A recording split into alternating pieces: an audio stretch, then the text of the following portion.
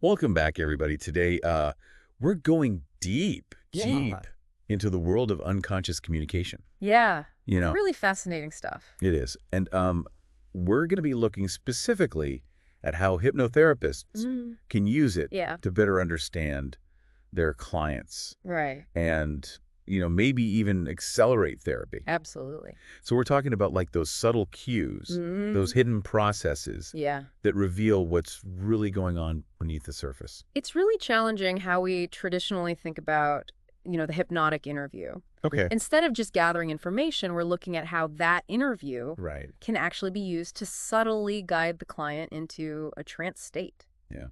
I'm intrigued. Yeah. Now, for this deep dive, we're basing it on insights from Virginie Eymere. Okay. She's a trainer of Advanced Conversational Hypnosis. Yeah. Now, I'm guessing most people, when they think of hypnosis, they think of that, Oh, yeah. the whole swinging pocket watch. Right. Classic imagery. But Eymere's approach seems much more nuanced. It is much more nuanced, and really one of the key concepts she emphasizes is the distinction between conscious and unconscious communication. Yeah. So think about it when you ask someone a question and they give you a quick, off-the-cuff answer. Right. That's likely coming from their conscious mind. Right. That Right. sense. Right. So what does unconscious communication look like then? Well, it's when the person needs to pause, maybe look away, really think Uh-huh. before responding. Okay. And those moments often reveal a lot more I see. because they're tapping into deeper levels of their mind. That actually reminds me of something I noticed the other day. Oh. I was talking to a friend about their fear of public speaking. Uh-huh. And when I asked them why they felt that way, Okay. there's this long pause before they answered. Interesting. It's like they were searching for something. That's a perfect example. Yeah. Eymere talks about how clients will sometimes struggle to answer seemingly simple questions. Right. And that's a sign that they're accessing those deeper levels of their mind. Yeah. And for a hypnotist, those moments are incredibly valuable. So it's not just about the words themselves. Right. It's the way they're delivered. Exactly. The pauses. The pauses. Yeah. Yeah. It's like this whole other layer of communication Right. happening beneath the surface. Yeah, it's a whole secret language. Exactly. And for a skilled hypnotist, these unconscious moments can be like a roadmap Wow. to the client's inner world, Okay. revealing, those emotional constructs and leverage points Okay. that are key to understanding their problem. Let's break down those terms a bit. Sure. What exactly are emotional constructs Okay. and leverage points? Yeah, I think those are concepts that could benefit from a deeper explanation. absolutely. So emotional constructs are essentially the underlying beliefs. Okay. Memories, experiences that shape our emotional responses. Right. They're kind of like the building blocks of our emotional world. So Yeah. so if someone has a fear of public speaking, their emotional construct might be rooted in like a childhood experience Exactly. where they were ridiculed Yeah. for a presentation or something like that. Right. And that's where leverage points come in. Okay. Leverage points are those key emotional constructs that are driving the problem.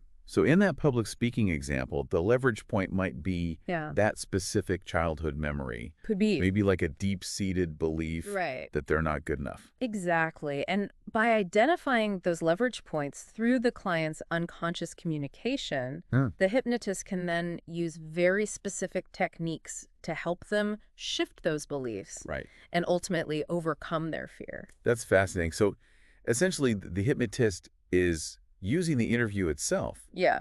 to kind of guide the client into this trance state Mm-hmm. where they're more receptive to change while simultaneously gathering this crucial information about Yes. underlying causes of their problem. That's a great way to put it. It's Yeah. a much more organic Right. and subtle approach Yeah. to hypnosis compared to the traditional methods. So how does the hypnotist actually guide the client deeper into that trance state? Okay. What techniques are they using during the interview? Well, one technique is called fractionation. Okay. And essentially, it involves repeatedly bringing the client in and out of trance throughout the interview. Okay, I'm definitely going to need you to elaborate on that one. Sure. How does bringing someone in and out of trance actually work? Okay. And how is that achieved through conversation? It's all about the way that the hypnotist structures the conversation. Okay. They might ask a question Uh-huh. that requires the client to access unconscious information, Okay. causing them to enter a light trance state. Okay. Then they might shift the topic Right. to something more mundane, bringing them back out momentarily. Interesting. Yeah. So it's like a subtle ebb and flow. Exactly. Guiding the client deeper and deeper into a trance without them even realizing it. Exactly. And as the hypnotist continues to pay close attention to the client's nonverbal cues, like, those pauses, shifts in body language, moments of confusion, they can adjust their approach to deepen the trance even further. This is all incredibly fascinating. Is it? But I am curious, how does the interview eventually transition into the actual therapy session? That's a great question. Yeah. And that's a perfect transition into the next part of our deep dive. Okay. Where we'll explore how the hypnotist uses the information gathered through unconscious communication to tailor their therapy and address those leverage points we discussed. Okay, I'm ready to be hypnotized by this information. Right. Let's dive into part 2. Let's do it. So we've laid the groundwork for understanding how hypnotherapists can utilize unconscious communication during the interview process. Right. Now let's explore how this seamlessly transitions into the actual therapy session. Think of it this way. The traditional view of a hypnotic induction Right. often involves these direct techniques, guiding imagery, relaxation suggestions, maybe even that stereotypical swinging pocket watch. Right, that classic image of hypnosis. Yeah. But what we're discussing here is something much more subtle, where the line between interview and induction becomes blurred.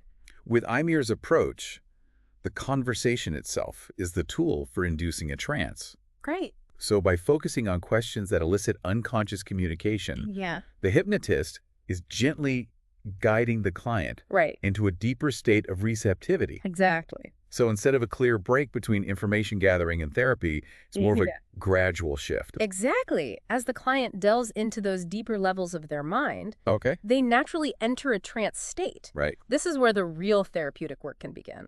Now, you mentioned earlier that the hypnotist uses this information to tailor the therapy. Could you give an example of how that might work in practice? Certainly. Let's say a client comes in with a fear of flying during the interview. Yeah. They might struggle to articulate the root of their fear. Right. They might say, I just don't like being up in the air. Right. But their body language, their pauses, their hesitations might reveal a deeper anxiety related to a lack of control. So the hypnotist is picking up on those subtle cues, Exactly. those unconscious signals to understand the true nature of the fear. Absolutely. And by identifying that the fear is rooted in a desire for control, the hypnotist can then tailor their therapeutic approach. Right. They might use metaphors and suggestions that emphasize the safety and reliability of airplanes. Or they might focus on techniques that help the client develop a sense of inner calm and control, even in situations where they feel vulnerable. It's like they're addressing the emotional root of the problem, not just the surface level symptoms. That's a great way to put it. And because the client is in a trance state, they're much more receptive to these suggestions. Right. Their conscious mind, which might normally resist change, is temporarily bypassed. So it's almost like accessing the operating system of their mind. Yeah. And making adjustments at a deeper level. You could say that. And because this work is happening beneath the surface, the changes often feel very natural and effortless to the client. Now, we've been focusing primarily on the therapeutic setting. Yeah. But I can't help but wonder, could these techniques be applied outside of therapy as well? That's a thought-provoking question. Yeah. And it's something we'll explore further in the final part of our deep dive. Okay. We'll delve into the potential applications of unconscious communication in everyday life and the ethical considerations that come with that. Okay. I'm eager to hear more about that. But before we jump ahead, Sure. let's circle back to something you mentioned earlier. You talked about how hypnotherapists can use those unconscious moments to uncover leverage points. Right. Could you elaborate on that? Absolutely. Remember, leverage points are those key emotional constructs that drive the problem. They're like pressure points in the psyche. Okay. And the client's unconscious communication is often the key to finding them. I'm all ears. Great. Lead the way. So we're talking about these leverage points. Right. The key emotional constructs that are driving a client's problem. Uh-huh. How does a hypnotherapist actually uncover these pressure points Yeah. through unconscious communication. It's like being a detective. Okay. Piecing together clues. Uh-huh. The hypnotherapist is listening very carefully, not just to what the client is saying, Right. but how they're saying it. Okay. Where are the hesitations? Right. Are there any shifts in their tone or body language when they're talking about certain topics? So let's say you ask a client about a specific fear, like fear of heights. Yeah. And they immediately rattle off a logical explanation like, Uh-huh. Oh, I just don't like the feeling of being so high up. right. That might just be a surface level response. Right. That might be their conscious mind trying to rationalize the fear. But if you notice, yeah. they get really quiet before answering. Their eyes dart around. Exactly. Maybe they even fidget a little bit. Right. That suggests there's something more going on beneath the surface. There's something deeper there. Yeah. So by digging deeper into those moments of hesitation, the hypnotherapist can start to identify the real roots of the fear. Right. Those underlying beliefs or memories that might be driving it. It could be a specific memory. Yeah. A belief they formed about themselves. Right. Early on. It's like those seemingly insignificant pauses and hesitations can provide a whole roadmap to the client's inner world. Exactly. And once the hypnotherapist has identified those leverage points, then they can start to use specific techniques to help the client reframe their experience. So once they've identified those pressure points, how do they go about addressing them? Well, there's a whole toolbox of techniques that can be used. Okay. They might use guided imagery to help the client visualize themselves successfully navigating the fear, or metaphors to subtly shift their perspective. And because all of this is happening while the client is in a more receptive trance state, those suggestions can be much more effective than if they were just talking about it. Exactly. In a normal therapy session. It's like bypassing those conscious offenses and going straight to the source of the issue. Right. And the fascinating thing is, the client often has no idea this is happening. Right. They just experience a sense of relief or a shift in their perspective. Exactly. It's incredible how much can be communicated. It is. Without us even realizing it. Yeah. This whole deep dive has really made me more aware of those subtle cues in my own conversations. Do you think this is something we can all benefit from? I do. Even outside of a therapeutic setting? Absolutely. Think about it. Yeah. How often do we miss those subtle cues in our daily interactions? Right. Learning to recognize those unconscious signals can help us become more empathetic communicators, understand our loved ones better, even navigate challenging conversations more effectively. It almost feels like a superpower. Right. Being able to decode those hidden messages and connect with people on a deeper level. It's definitely a skill that can be cultivated. Yeah. And while we might not all be trained hypnotherapists, we can all benefit from becoming more attuned to those unconscious whispers in our everyday lives. So as we wrap up our deep dive into unconscious communication, what's the key takeaway you want to leave our listeners with? I think the biggest takeaway is this. There's so much more to communication than just the words we speak. Our unconscious minds are constantly sending and receiving messages. And if we learn to pay attention, we can unlock a whole new level of understanding in our interactions with others. It's like a secret language waiting to be decoded. Yeah. And by tuning into those subtle cues, we can not only enhance our communication skills, but also gain a deeper understanding of ourselves and the people around us. Exactly.